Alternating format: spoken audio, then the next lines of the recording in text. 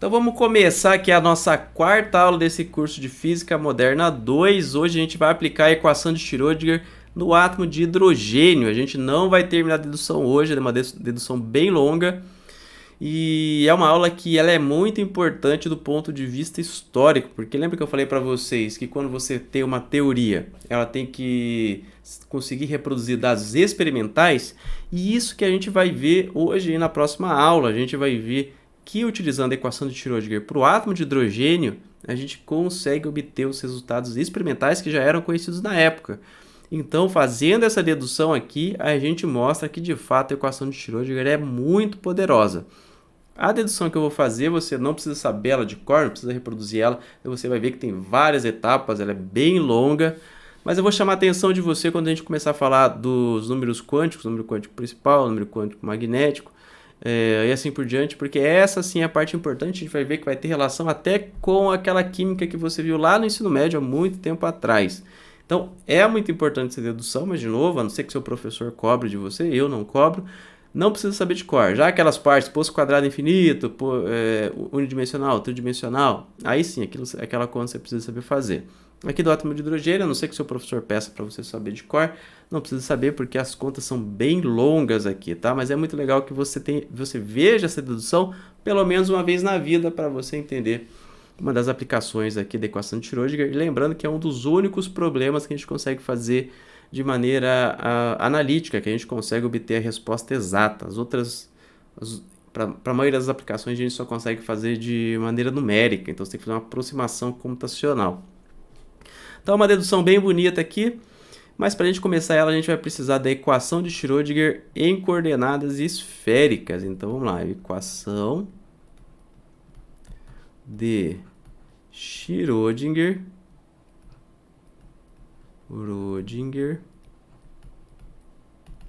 em coordenadas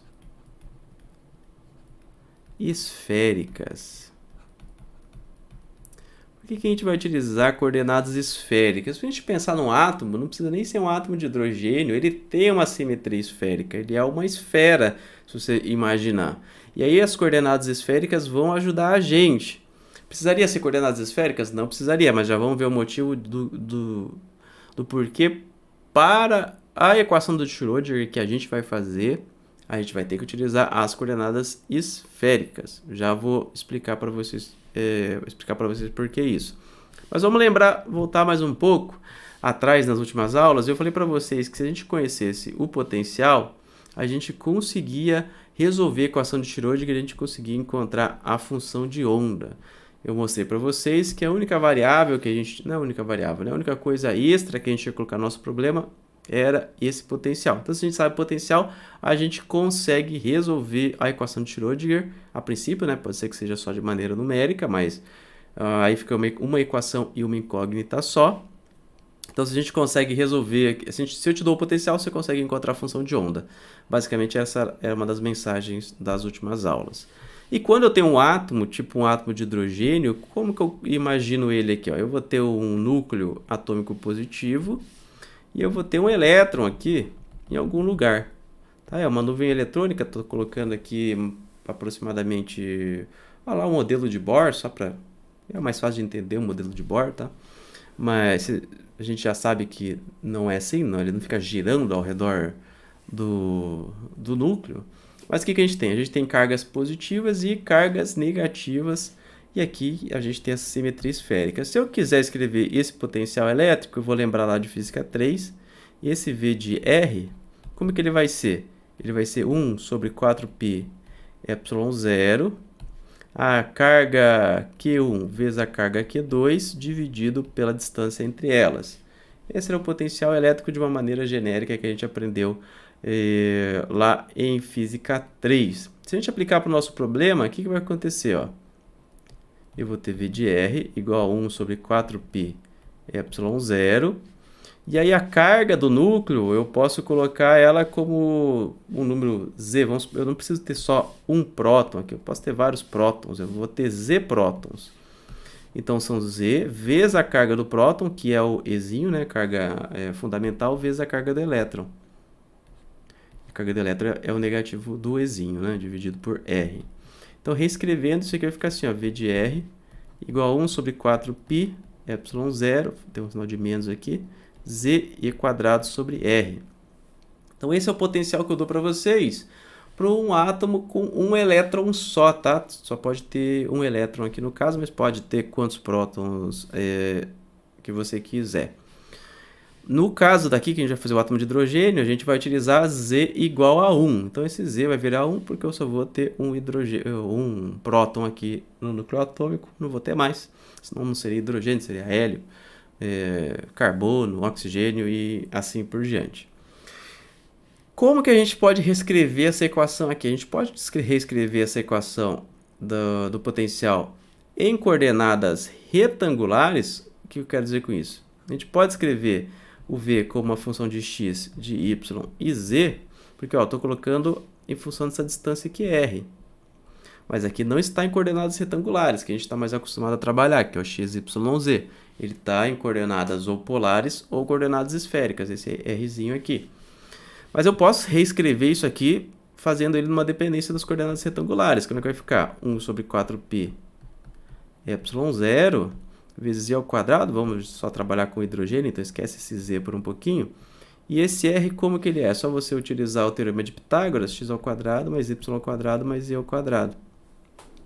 Então, aqui, de fato, eu consigo reescrever esse potencial em coordenadas retangulares. Então, por que você está falando que a gente vai utilizar coordenadas esféricas? Porque a técnica principal que a gente usa para resolver a equação de Schrödinger, que a gente fez nos últimos dias aqui, foi a separação das variáveis. Lembra que a gente separava tanto o x como o t, a gente separou. Aí, na aula anterior, a gente separou o x, y, z. Só que se a gente tiver aqui, ó, com esse formatinho aqui, ó, eu não consigo fazer separação de variáveis. Então, em coordenadas retangulares, eu não vou conseguir fazer a separação de variáveis. Eu não vou conseguir resolver analiticamente a minha equaçãozinha de Schrödinger. Por isso que eu utilizo aqui, ó, as coordenadas esféricas, porque aí eu consigo utilizar a separação de variáveis e eu consigo resolver meu problema de uma maneira mais fácil, e que na realidade essa mais fácil não é tão fácil assim, tá? Eu vou escrever isso porque a dedução é bastante complexa, então eu vou escrevendo passo a passo aqui só para você ter anotado. Aqui, ó, vou reescrever que ficou faltando aqui, ó. No átomo de hidrogênio, no átomo de hidrogênio,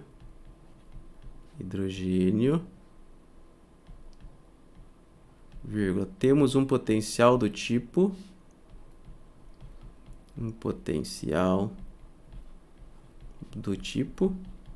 e aí vem o potencial que eu mostrei para vocês aqui.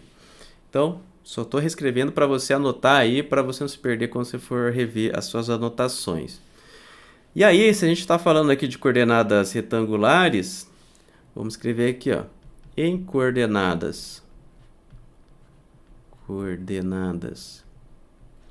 retangulares, isso aqui é um R, retangulares,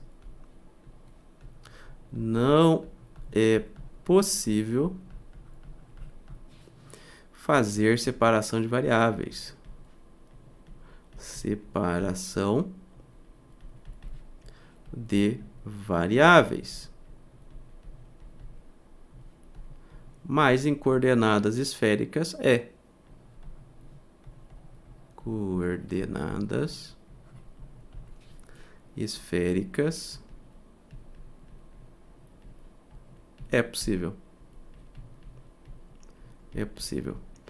Então, é por isso que a gente vai utilizar coordenadas esféricas, tá? Além de eu ter essa simetria que vai me deixar eu fazer a separação de variáveis de uma maneira um pouco mais intrínseca do problema, mas aqui fica fácil você perceber que se eu utilizar coordenadas retangulares, não vai rolar você fazer essa separação de variáveis. E aqui, ó, essa é a última vez hoje que eu vou fazer essa separação do quadro, porque as equações vão ficar tão grandes que eu vou ter que utilizar o quadro inteiro todas as vezes. Então, vamos só relembrar aqui as coordenadas esféricas. Coordenadas esféricas. Eu posso reescrever cada coordenada do retangular x, y, z em coordenadas esféricas e vou reescrever eles em termos de r, θ e φ. O que é o r, o que é o θ e o que é o φ? Tem uma figurinha aqui que eu salvei para você entender um pouco melhor. Então tá aqui, ó. O r é essa distância aqui até o eixo, até o 0, 0. Tá? Então o r aqui é fácil de entender. Já o θ é esse ângulo aqui que eu consigo dar uma volta completa. Então o θ ele vai de 0 até 2π, porque ele dá uma volta completa. Já o φ é a coordenada azimutal, o θ é a coordenada polar, o φ é a azimutal. A azimutal eu não preciso ir de 0 a 2π. Se eu for de 0 a 2π, eu dou uma volta completa nesse sentido também. Mas para eu obter todos os pontos da minha esfera, eu não preciso da volta completa. Eu só preciso ir de 0 a π. Então, φ ele vai de 0 a π apenas. Por quê? Vamos imaginar aqui, ó. Se eu quero... Imagina uma esfera. Vou desenhar uma esfera aqui, ó. Ixi, eu não sei desenhar esfera. Nossa, não sei desenhar esfera mesmo. Enfim. Vou imaginar que eu quero pegar essa parte de trás da esfera aqui, ó. Ou seja, essa parte aqui de trás da esfera. Eu posso pegar o meu φ aqui da frente e só girar no θ aqui, ó. Que eu obtenho essa parte de trás da esfera. Então, o φ ele não precisa de 0 a 2π. Só precisa de 0 a π para descrever todo o espaço, tá? Então, nas coordenadas esféricas, eu vou ter o r, o θ e o φ para descrever tudo. Se eu quiser encontrar o x, converter as coordenadas retangulares em coordenadas esféricas, o que eu vou ter aqui, ó? O meu x ele vai ser substituído por r, seno de θ, cosseno de φ. O meu y ele vai ser substituído por r, seno de θ, seno de φ. E o meu z ele vai ser substituído por r, cosseno de θ. Então, eu consigo encontrar uma relação aqui entre as coordenadas esféricas e as retangulares, tá? Dá para a gente fazer equivalência aí. Então, utilizando as coordenadas esféricas, como que vai ficar a minha equação de Schrödinger? Lembrando que eu não vou mais separar. Então, vamos lá. A minha equação de Schrödinger. Esse S é maiúsculo, né? Vou fazer aqui pra gente maiúsculo para deixar bonito. Schrödinger. De fato, em coordenadas esféricas, você já sabe, né? Como que vai ficar essa equação de Schrödinger? Agora que começa o bicho pegar aqui, ó. Vai ficar assim. Eu vou até olhar, também não sei de cor, tá, gente? Você não precisa saber ela de cor, não. De jeito nenhum. Provavelmente, se você está fazendo física bacharelado, em algum momento, algum professor vai pedir para você deduzir isso. E aí você vai ficar umas 2 horas fazendo, pelo menos. E quadrando de psi ADR menos h cortado ao quadrado dividido por 2mr ao quadrado. Não se assuste. Ou se assuste, né? Porque aí você anota isso aqui e mostra para os seus amigos e fala, olha só o que eu estou trabalhando. Olha só que coisa gigante. Eu estou deduzindo aqui o átomo de hidrogênio. Seno de θ de psi a d θ mais 1 sobre seno ao quadrado. Agora ficou meio óbvio porque que eu não estou dividindo o quadro no meio, né? Mais, ó o V de R aqui aparecendo. Igual aí.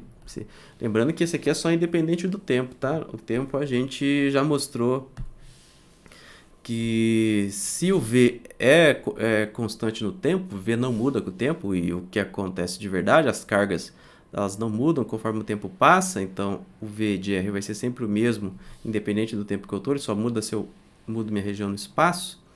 Eu consigo separar minha equação de Schrödinger para uma equação de Schrödinger independente do tempo e fazer a parte dependente do tempo separadamente. A gente fez isso lá nas primeiras aulas. Volta lá se você não lembra. Então, aqui eu só tenho a dependência espacial, não tenho a dependência do tempo nessa equação. Então, não é a equação de Schrödinger completa. Então, essa é a equação de Schrödinger em coordenadas esféricas. Vou até anotar aqui caso você queira.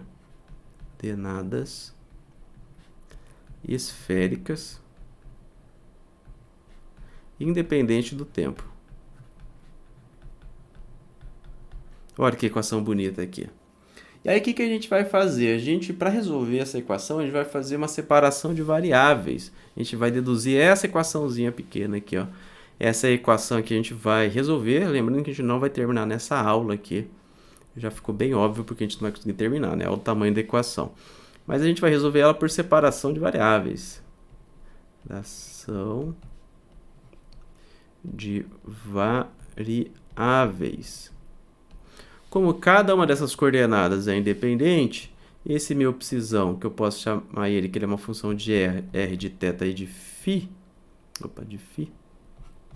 Ah, mas você não me disse isso antes. Você dizia que a minha função de onda dependia de r, de x, de y e de z. Sim, em coordenadas retangulares ela depende de x, y e de z. Em coordenadas esféricas ela depende de r, θ e φ. Então eu vou dizer que o r é independente do θ e é independente do φ.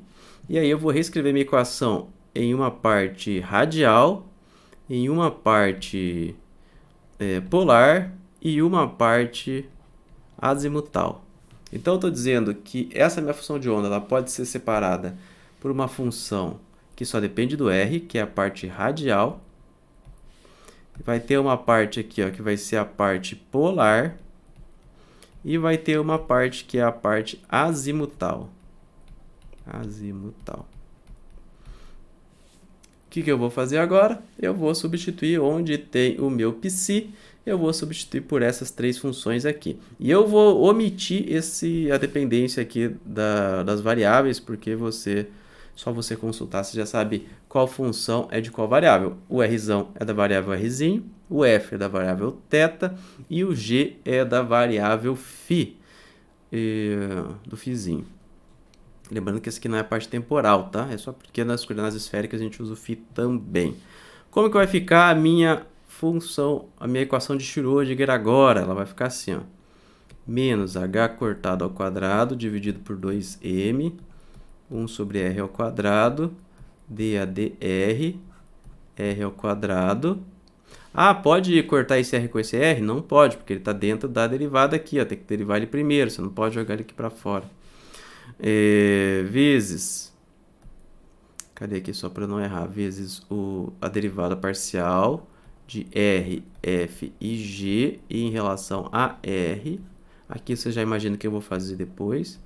H cortado ao quadrado dividido por 2mr ao quadrado. 1 sobre seno de θ, d a dθ. Seno de θ, derivada de r, f e g. Acho que a dθ. Mais, não vai sobrar espaço aqui não. 1 sobre seno ao quadrado de θ, d quadrado de r, f, g, a d φ ao quadrado, um pouco para o lado, cadê? Mais v de r, esse dependência de r eu posso, não vou colocar, é bom colocar. Não é multiplicando, que é uma dependência, tá, gente? Cuidado aí. Opa, de mais espaço, vou jogar aqui para cima. Eu podia andar de baixo para... Ou andando agora de baixo para cima em vez de ir para o lado, né? Acho que está fazendo mais sentido. Igual a e psi. Então, o que eu fiz? Opa, aqui, ó, já esqueci, né? Fiquei preocupado com tampar, esqueci de trocar aqui pelo meu RFG, mais não, igual a e RFG. O que eu vou fazer agora? Aqui é sua derivada em relação a R. Então, por exemplo, nesse termo aqui, isso aqui é constante, eles podem sair para fora da derivada, pode ser para fora dessa derivada e da outra derivada também, né? Porque aqui também é só em relação a R. Já aqui, ó, como é em relação a θ, o R e o G caem fora. E essa aqui, o R e o F caem fora. Então, é isso que eu vou fazer, vai ficar assim, ó. Menos h cortado ao quadrado dividido por 2m. Aí vai ficar aqui o FG sobre R ao quadrado, D a DR, R ao quadrado, DRzão a DR, menos H cortado ao quadrado dividido por 2 MR vezes Rzão G, que vai me multiplicar. De onde que eu tô? Tô aqui, né? Opa. Aqui, faltou esse negócio aqui. Sobre seno de θ de θ, seno de θ df θ mais rf sobre seno ao quadrado de θ, derivada segunda de g dφ ao quadrado mais v de r rfg igual a irfg. Deixa eu só conferir aqui se eu não escrevi nada errado. E acho que não. Acho que é isso aí mesmo. Acho que tá certo. Aí o que eu vou fazer? Eu vou dividir. Vou subir um pouquinho aqui. Eu vou dividir por R, F e G. Por que eu vou fazer isso? Você já vai perceber, mas eu vou dividir e vou colocar nos termos aqui. Eu vou separar esses dois termos, vou fazer distributiva aqui também, tá? Para separar eles aqui, eu vou fazer distributiva.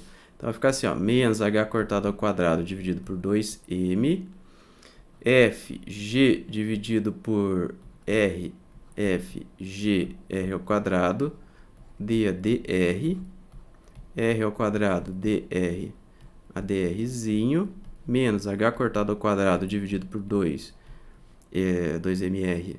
ao quadrado. Aqui eu não tinha colocado o quadrado, né? Aqui tem um quadrado aqui, ó. Opa, esqueci do quadrado, sabia que estava faltando alguma coisa. Aí vai ficar rg dividido por rfg seno de θ d a dθ seno de θ df a dθ. Lembrando que eu fiz distributiva, então vai aparecer mais um termo aqui, ó. Menos h cortado ao quadrado dividido por 2m r ao quadrado r f rfg seno ao quadrado de θ d quadrado g a d φ ao quadrado. Esqueci de alguma coisa? Acho que não. Mais v de r rfg dividido por rfg igual a e rfg dividido por rfg. Por que eu dividi por rfg? Porque aí eu posso cortar aqui, ó. Cortei aqui. Posso cortar esse com esse. Posso cortar esse com esse. E posso cortar esse com esse. E aí vai ficar assim, ó. Menos h cortado ao quadrado dividido por 2m. 1 sobre rzinho ao quadrado, d a dr. R ao quadrado, dr a dr. Menos h cortado ao quadrado dividido por 2mr ao quadrado. 1 sobre f seno de θ, d a dθ, seno de θ df a dθ, menos h cortado ao quadrado dividido por 2mr ao quadrado, 1 sobre g seno ao quadrado de θ, d quadrado de g a d φ ao quadrado, mais v de r igual a e. Ó, já estou simplificando aqui. Aí, o que eu vou fazer? Qual que é o meu passo agora? Repara aqui comigo que eu tenho nesses três termos da esquerda, aqui, ó, tenho três termos aqui, ó. Tem um termo aqui, tem um termo aqui e tem um termo aqui. Todos eles eu vou ter menos h cortado ao quadrado sobre 2mr ao quadrado. Ah, mas cadê o r quadrado daqui? Tá aqui, ó. Então, todos esses termos eu tenho menos h cortado ao quadrado dividido por 2mr ao quadrado. E aí, o que eu vou fazer aqui? Eu vou multiplicar pelo inverso desse termo. Eu vou multiplicar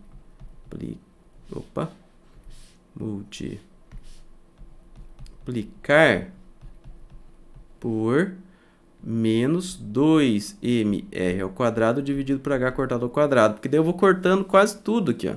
Eu corto... Quase tudo não, né? Eu corto esses três termos vão embora. Então, quando eu faço a multiplicação, vou pular esse passo aqui, a multiplicação já sabe, vai cortar esse termo aqui, ó, por exemplo, ó. Esse termo aqui ó, vai embora. Esse termo aqui, ó, vai embora, e esse termo aqui vai embora, mas ele vai aparecer aqui. Então, ele vai ficar assim, ó. 1 sobre Rzão, dAdr, r ao quadrado dRzão AdR, mais, agora ficou mais, né, porque cortou com menos, mais 1 sobre F seno de θ, dAd θ, seno de θ dF AD θ, mais 1 sobre G seno ao quadrado de θ, d quadrado de G AD φ ao quadrado. Vou passar esse V para o outro lado, tá? Vai ficar assim, ó, E menos V, que multiplica menos 2mr ao quadrado dividido por h cortado ao quadrado. Então, já deu uma simplificada boa aqui, ó, né? Já deu uma, né? Que esse lado ficou bem mais limpo. Aí, o que eu vou fazer? Tudo que tem R, eu vou jogar para a esquerda e tudo que não tem R, eu vou jogar para a direita. Quais são os termos que tem R? Ó, repara aqui comigo. Esse termo tem R, né? Esse termo não tem R. Esse termo não tem R. E esse termo aqui, ele tem R. Então, os termos laranjas eu vou jogar para a esquerda e os termos vermelhos eu vou jogar para a direita. É isso que eu vou fazer agora, então vamos lá. E aqui eu vou só passar esse termo para frente aqui para ficar mais bonito, mas quando ele for passar para o outro lado ele vai ficar positivo. Então vai ficar assim, ó, 1 sobre Rzão dAdr, r ao quadrado dr a dr,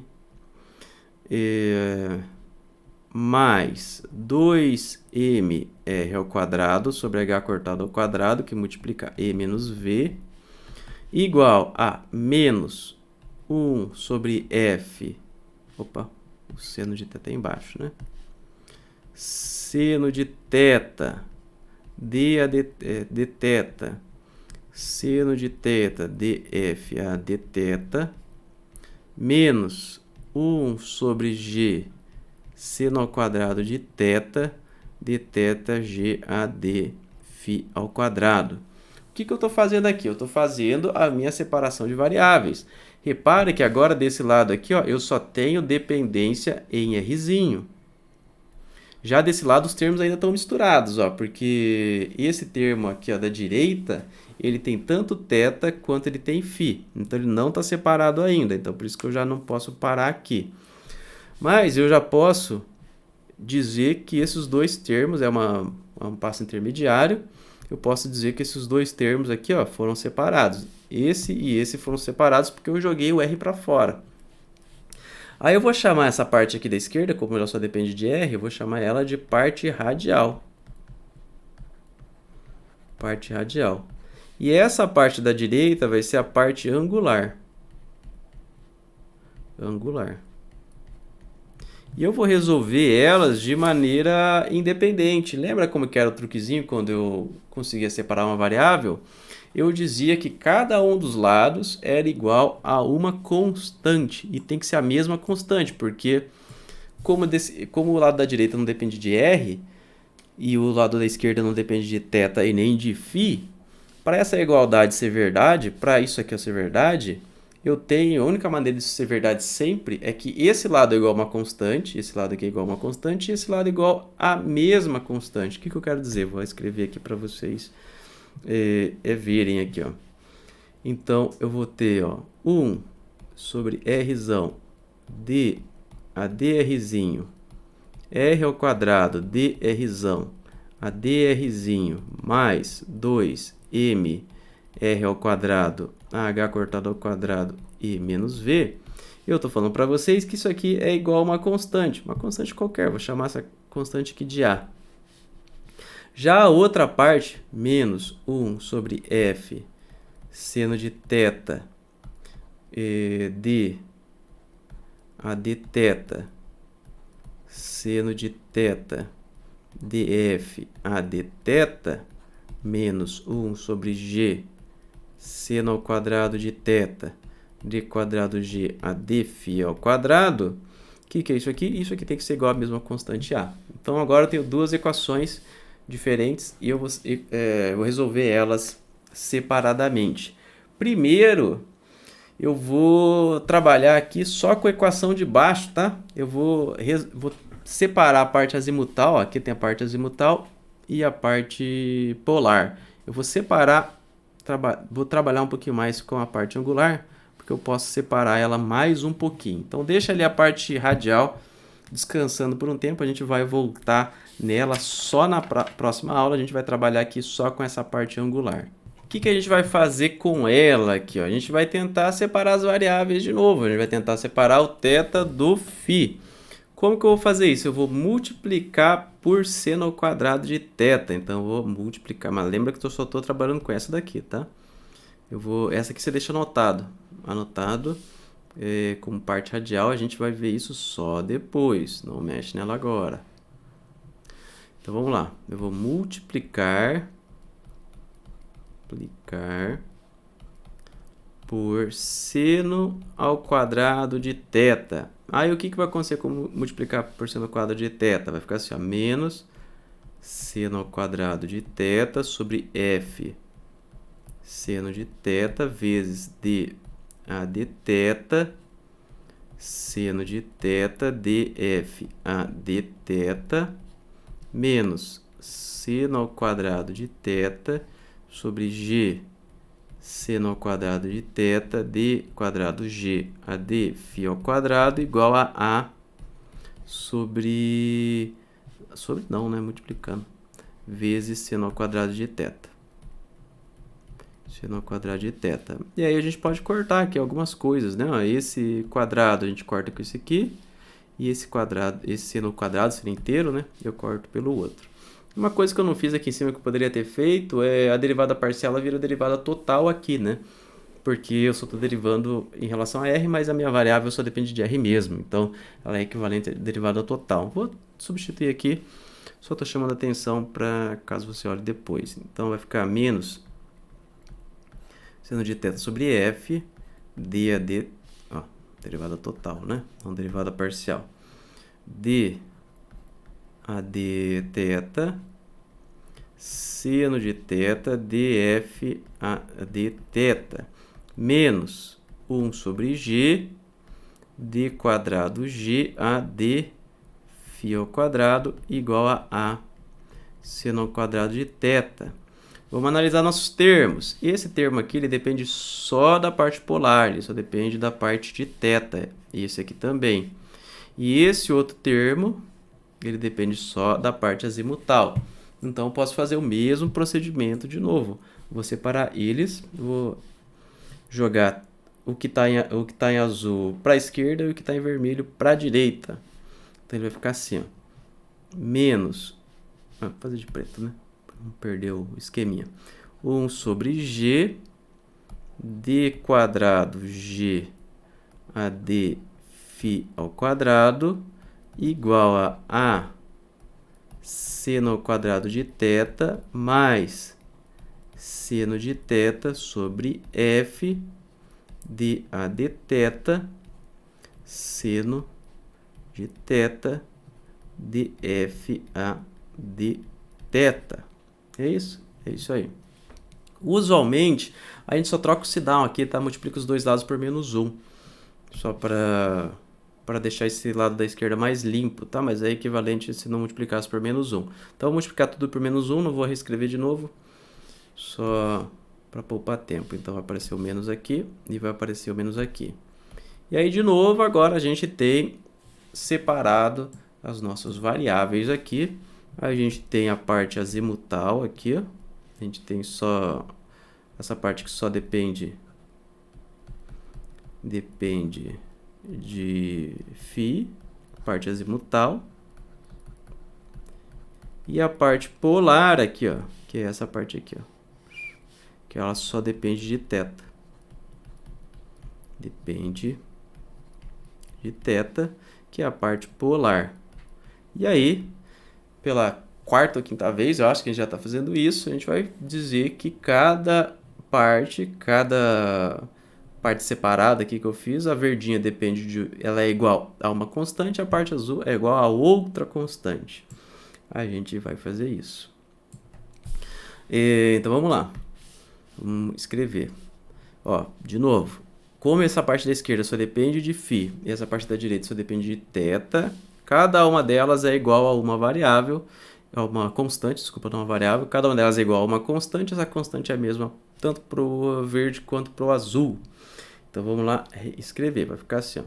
1 sobre g, não confunde o g com 9, tá, gente? d quadrado g a d φ ao quadrado, e eu vou dar o nome dessa variável de ml, tá? ml. Menos ml ao quadrado, desculpa, menos ml ao quadrado. Esse é o, não é variável, é constante. Essa constante estou dando o nome de menos ml ao quadrado. E para a segunda parte aqui, para a parte polar, vai ficar menos a seno ao quadrado de θ menos seno de θ sobre f dA dθ seno de θ df a dθ, e ela tem que ser igual à mesma constante, que eu também estou chamando de menos ml ao quadrado. Então, tem essas duas equações, e aí, o que eu fiz até agora? Eu separei a minha equação de Schrödinger em coordenadas esféricas em 3 equações diferentes. Eu tenho a parte radial, que eu falei para você deixar encostada por um tempo.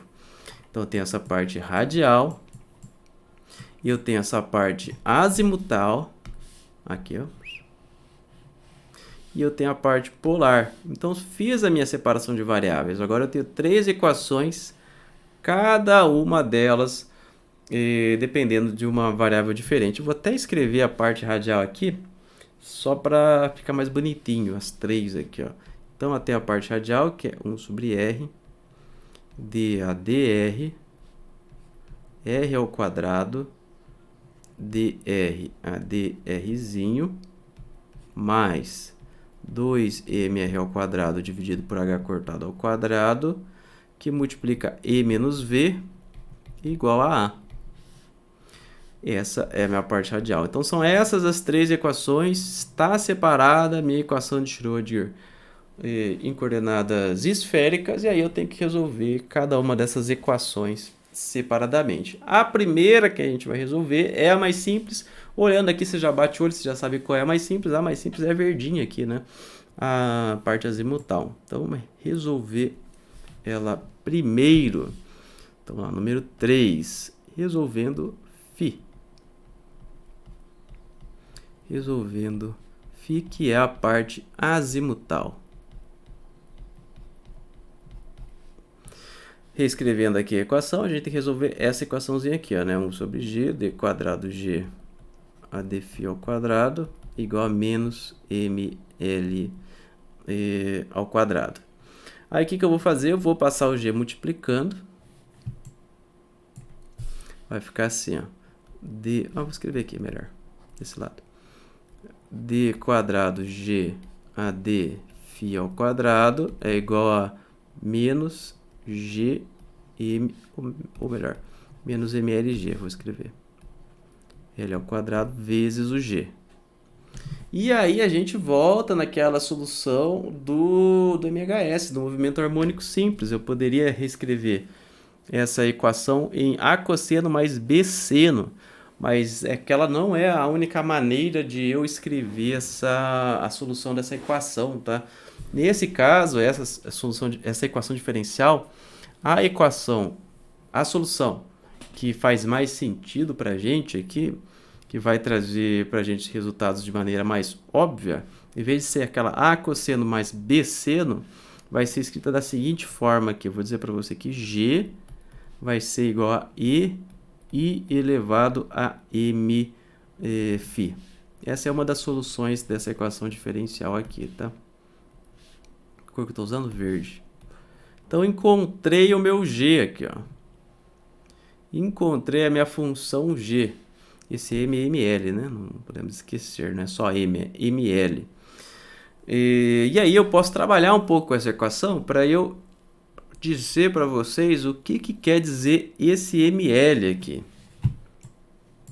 E qual vai ser a estratégia que eu vou usar? Vamos pensar o seguinte aqui, ó. As variáveis das coordenadas esféricas, elas estão associadas a uma esfera, né? Igual a gente viu lá meio que no início da aula.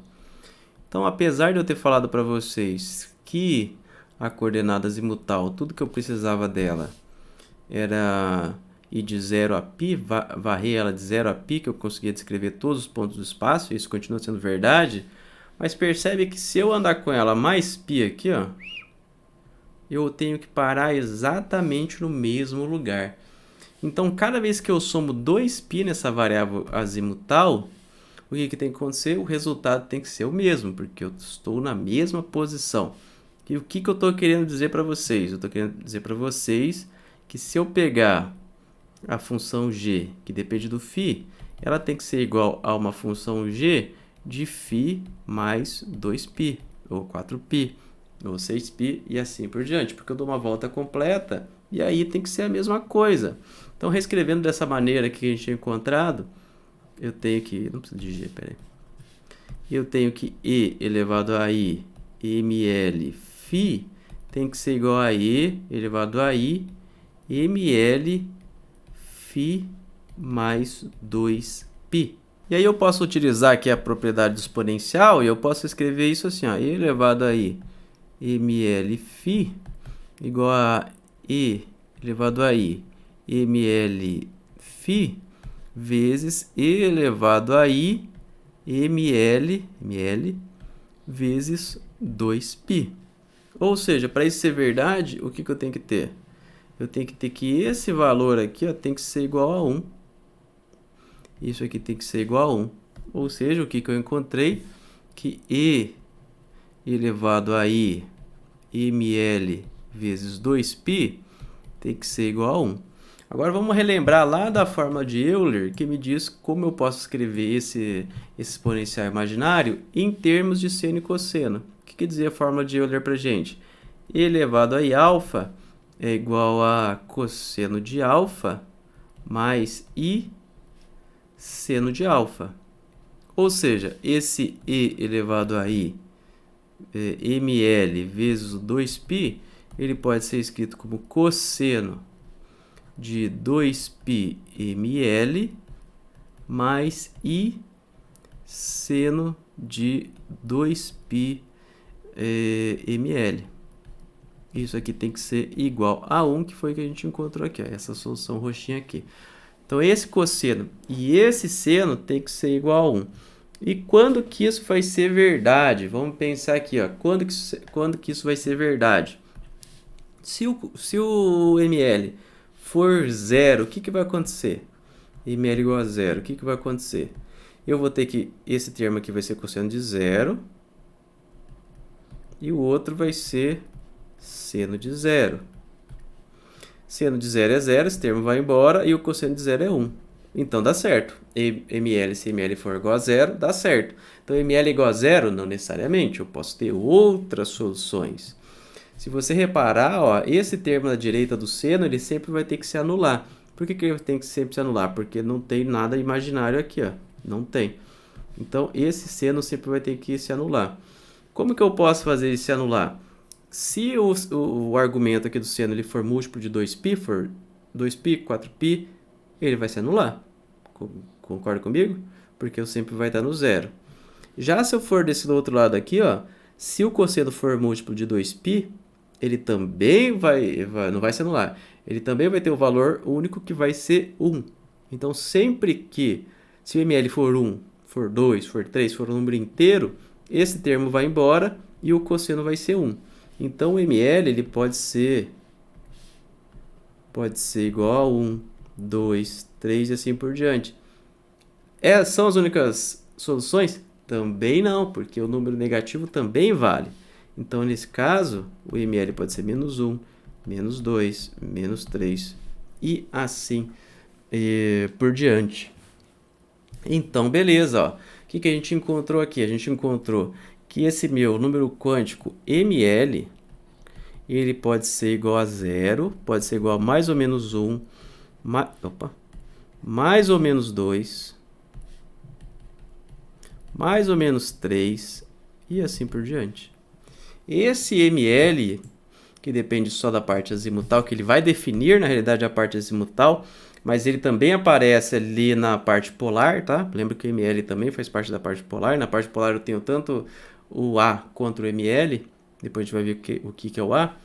Mas esse ml, que na realidade ele só interfere na minha parte angular, melhor colocar assim, o ml ele só interfere na parte angular, eu dou o nome dele de número quântico magnético. Então, super importante você anotar aqui, ó.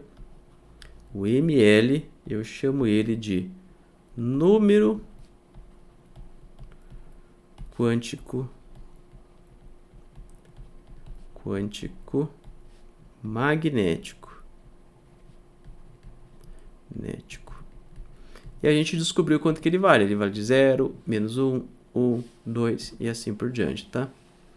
Então a gente encerra essa parte aqui azimutal e a gente vai para a parte polar agora. Vamos lá, equilibrar um pouco de espaço. Número 4. Resolvendo o θ. Resolvendo o θ, que é a parte polar, né? Então vamos reescrever a equação que a gente tinha, que era a seguinte, era seno de θ sobre f de a dθ seno de df a dθ mais a seno ao quadrado de θ menos ml ao quadrado igual a 0. Note aqui que eu já passei tudo para a esquerda, tá? E só troquei o sinal para ficar positivo essa parte aqui. Essa equação aqui, ó, a gente não consegue resolver ela facilmente, tá, gente? Não tem como eu mostrar a dedução aqui para vocês. Eu nunca fiz essa dedução, na verdade, que eu me lembro. Eu acho que nunca fiz. Eu acho que não. Mas alguém já fez isso pra gente, que é o tal do Legendre. As soluções aqui, as funções f que a gente quer encontrar, elas são funções associadas de Legendre. Então, essas vão ser as soluções. As soluções são funções associadas de Legendre. Como se parece uma função associada de Legendre? Ela parece o seguinte aqui, ó. Uma função f associada de Legendre, ela depende de duas constantes, L e ML. E é uma função de θ, que vai ser igual a seno de θ elevado ao módulo do ml, que ml que a gente já encontrou aqui em cima, número quântico magnético, vai depender do estado do meu elétron, dividido por 2L. Esse L é um outro número quântico que apareceu aqui pra gente, L fatorial, que multiplica a derivada do cosseno de θ. Isso aqui, essa derivada, a ordem dessa derivada vai depender do L mais o módulo do ml vezes o cosseno ao quadrado de θ menos 1 elevado a L. As funções associadas de Legendre, percebe que é funções, então é no plural, não é uma só. Cada função, são várias, cada função depende de L e de ML. Esse L, cadê o A, né? Porque o A sumiu. Esse L, ele vem a partir do A. O A, ele é igual a L vezes L mais 1, tá? E aí a gente troca o A pelo L para a gente conseguir definir as funções associadas de Legendre. Quais são as outras propriedades desse L aqui? Ó? A gente tem que o módulo de ml ele é menor ou igual a L. Ou seja, o que isso quer dizer? Quer dizer que o L ele vai de que o ml ele vai de menos L. Opa, aqui não é igual não. Na verdade é igual sim. ml ou menor ou igual que L. Ah, não entendi nada. O que isso aqui quer dizer pra gente? Já mostro para vocês. E o L é o inteiro positivo. Inteiro positivo. Esse L, a gente dá o nome dele, ele é um outro número quântico. Esse L é o número quântico orbital. Quântico orbital. Ah, não entendi qual a relação do L com o ml. Já vamos ver aqui, ó. Vamos supor que o L é 0. É bem fácil de entender, tá? Isso aqui tudo. Só lembrar que o L é inteiro positivo. Se L é igual a 0, então o ml ele só pode ser 0. Se o L é igual a 1, então o ml ele pode ter 3 valores. Ele pode ser igual a menos 1, 0 ou 1. Se o L é igual a 2, então o ml é igual a menos 2. Pode ser, né? Pode assumir qualquer um desses valores. Menos 1, 0, 1 e 2. Então é isso que isso aqui quer dizer, tá? O ml ele varia do número de L negativo, ele pode variando. Se fosse L igual a 3, o ml poderia ser menos 3, menos 2, menos 1, 0, 1, 2 e 3. Então esses são os valores possíveis aqui do ml. O ml depende do L. E agora mostra a razão de por que a gente tinha escolhido como essa constante aqui, a letrinha M e um L. Porque o ml depende do L, que era o número quântico que a gente ia descobrir quanto que valia um pouquinho mais à frente. Ah, quase esqueci de falar aqui para vocês aqui que eu tinha prometido de fazer aquela conexão lá com a química lá do ensino médio, né? Lembra que quando você ia colocar os átomos lá, os elétrons no átomo, você tinha o S, o P, o D e o F? S, P, D, F, lembra? 1S2, 2P6 e assim por diante. Esse S, P, D e F é o número quântico orbital que a gente tem. Às vezes você conhece ele por número quântico azimutal, ou não lembro mais como é que vocês chamavam no ensino médio. Mas lembra como é que era? Se você estava no S, no orbital S, você tinha uma caixinha, e aí você podia colocar um elétron para cima e um elétron para baixo, cabiam 2 elétrons, por causa do spin, né? Spin para cima e spin para baixo. Esse era o... Como que você fazia antes se você estava no orbital S. Se você estava no orbital P, lembrando que spin a gente vai ver só lá para frente, tá, gente? Esquece um pouco o spin agora. Se você estava no orbital P, você tinha 3 caixinhas.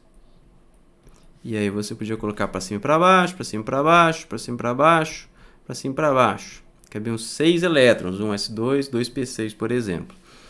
O que são essas caixinhas? Primeiro que esse S é o Lzinho, número quântico orbital. O S é o número quântico orbital 0. O P é o número quântico orbital 1. O D é o número quântico orbital 2. O F é o 3 e assim por diante. O que são as caixinhas aqui? As caixinhas são o ml. Aqui, ó, quando o meu L é igual a 0, o ml só pode ser 0. Então aqui eu tenho que o ml é igual a 0.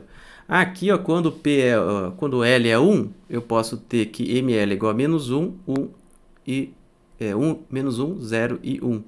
Então essas caixinhas estão representando o meu número quântico magnético. E o SP, o D e o F representam o número quântico orbital.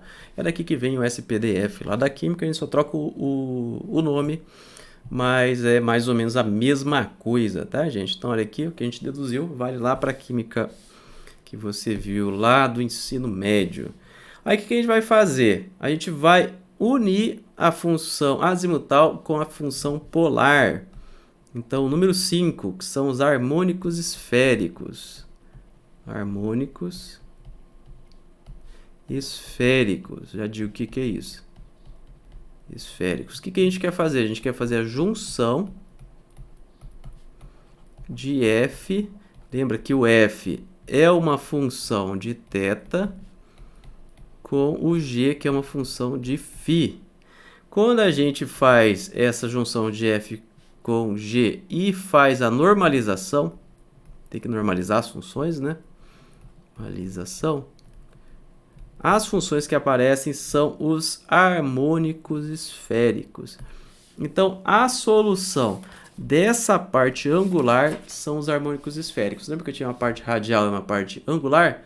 A solução da parte angular são os harmônicos esféricos. Como que são os harmônicos esféricos? Eles são assim, ó. É um y grandão, que depende de L e de ML. Ele é uma função de θ e φ. Ele vai ser igual a um ezinho aqui. Qual que é o nome dessa letra grega, gente? Epsilon. Epsilon. Epsilon. Acho que é isso, não tenho certeza. Me fugiu o nome agora. Raiz quadrada de 2L mais 1 vezes L menos o módulo do ML fatorial dividido por 4π L mais o módulo do ML fatorial.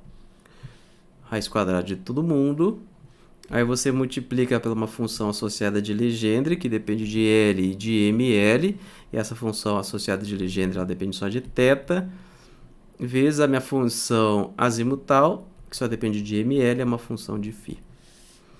Então, toda aquela parte angular, a solução daquela parte angular vai ser dada pelos harmônicos esféricos, que é essa constante aqui na frente, né? esse valor constante, a função associada de Legendre, vezes a função g, e a função g a gente já encontrou, né? É e elevado a i, elevado a i ml φ, que a gente encontrou um pouquinho atrás. Então, beleza. Esse epsilon aqui, ó, que a gente encontrou, é um valor constante e ele depende do ml. Ele é igual a 1, a menos 1 elevado a ml, se o ml é maior ou igual a 0, e ele é igual a 1 se o ml é menor ou igual a 0. E se ml for igual a 0, aí tanto faz, vai dar 1 em ambos os casos, né? Então, ele assume o valor de mais 1 ou menos 1, dependendo aqui do valor do ml. E aí, o que a gente faz? Por exemplo, o que a gente faz? Se a gente escolhe que os números quânticos L é igual a 0 e o ml é igual a 0, a gente vai encontrar o harmônico esférico correspondente. Como é que vai ficar? Vai ficar o y, vou fazer aqui do lado, y de 0 e 0, de θ e φ. Aí, se eu substituo tudo aqui, aí você faz com calma, ele vai me dar raiz quadrada de 1 sobre 4π, ou seja, é um valor constante. Agora, se L é igual a 1 e ML é igual a 1, o que eu vou ter? Eu vou ter que o y de 1 vai ser igual a menos... É só fazer a conta lá, tá, gente? Estou colocando alguns números para você ver que não é tão confuso assim. Quer dizer, as funções associadas de Legendre são confusas, mas quando você escolhe números quânticos baixos, ela não fica tão feia assim. Vezes o seno de θ, vezes elevado a i φ. Só para você ver mais ou menos a cara de um harmônico esférico, como que ela se parece. Se L é igual a 1 e ML é igual a 0, como é que vai ser? O meu y de 1 e 0 vai ser igual a raiz de 3 sobre 4π, é 3 mesmo? 3. Cosseno de θ. Dá para fazer isso na mão? Dá para fazer isso na mão, gente. Façam um treininho aqui. Fazer alguns. Se L é igual a 1, ML é igual a menos 1, então eu vou ter o meu harmônico esférico de menos 1 e 0, que vai ser igual a raiz quadrada de 3 sobre 8π seno de θ elevado a menos φ. Não é tão difícil obter, é só um pouquinho trabalhoso, tem que fazer com calma para não se perder, porque tem vários índices que você vai cortando, e aí você chega nos seus harmônicos esféricos, mas o que é importante aqui é você saber o que é um harmônico esférico. O harmônico esférico é a solução angular da equação de Schrödinger para o átomo de hidrogênio. Lembra que a gente separou o átomo de hidrogênio numa parte radial e numa parte angular. Na parte angular, a gente separou numa parte azimutal e numa parte polar. Aí a gente deduziu a parte azimutal, depois deduziu a parte polar e juntamos os dois nesses harmônicos esféricos, que é a parte angular da solução da equação de Schrödinger em coordenadas esféricas do átomo de hidrogênio. Ah, não entendi o que você falou, então vamos resumir aqui tudo que a gente fez. Resumindo, só para a gente relembrar, tá? Eu falei que a dedução era complicada, não acreditou? Olha aí. O que a gente fez? A gente utilizou coordenadas esféricas. Aí o que a gente fez? A gente fez a seguinte separação. Separou em R e θ e φ. A gente separou a parte radial da parte angular. Aí depois o que a gente fez? A gente separou a parte azimutal da parte polar. Foi isso, eu estou resumindo tudo que a gente fez, tá? Depois, lá da parte azimutal, a gente obteve o ml, o número quântico magnético. Da parte polar, a gente obtivemos o L, o número quântico orbital. E aí o que a gente fez? A gente juntou tudo nos harmônicos esféricos. É isso que a gente fez. Agora, o que a gente vai fazer na próxima aula? Ainda falta a parte radial. Então, na próxima aula, a gente vai fazer a parte radial. A gente só fez aqui a parte angular. É complicado? É complicado, não tem muito o que fazer, não tem muito como fugir. Mas eu não vou exigir que vocês decorem essa dedução, não. É bom você só bater o olho e ver como é que é feito para você perceber